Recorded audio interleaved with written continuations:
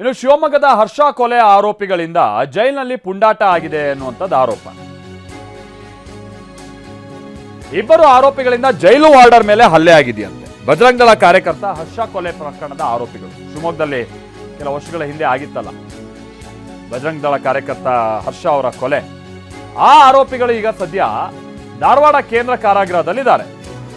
ಇದಕ್ಕೆ ಸಂಬಂಧಪಟ್ಟಂಗೆ A1 Mohammed ಖಾಸಿಫ್, A4 Rehan Sharif ಇವ್ರುಗಳೆಲ್ಲ ಸೇರ್ಕೊಂಡು ಹಲ್ಲೆ ಮಾಡಿದ್ದಾರೆ.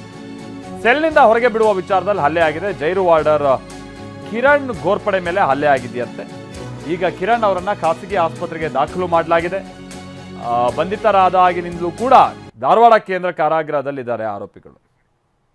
ನೋಡಿ, ಇವರೇ ಜೈಲು ವಾರ್ಡರ್. ಇವ್ರ ಮೇಲೇನೆ ಈಗ ಹಲ್ಲೆ ಆಗಿರೋದು ಅಂತೇಳಿ ತಿಳಿದು ಬರ್ತಾ ಇದೆ. ಮೊಹಮ್ಮದ್ ಖಾಸಿಫ್, ರೆಹಾನ್ ಶರೀಫ್ ಇವ್ರುಗಳೇ ಹಲ್ಲೆ ಮಾಡಿರೋರು. ಇವರು ಶಿವಮೊಗ್ಗ ಹರ್ಷ ಕೊಲೆ ಪ್ರಕರಣದ ಆರೋಪಿಗಳು. ಈಗ ಇವ್ರ ವಿರುದ್ಧ ಕ್ರಮ ತೆಗೆದುಕೊಳ್ತೀವಿ ಅಂತ ಕಮಿಷನರ್ ಕೂಡ ಹೇಳ್ತಾ ಇದ್ದಾರೆ.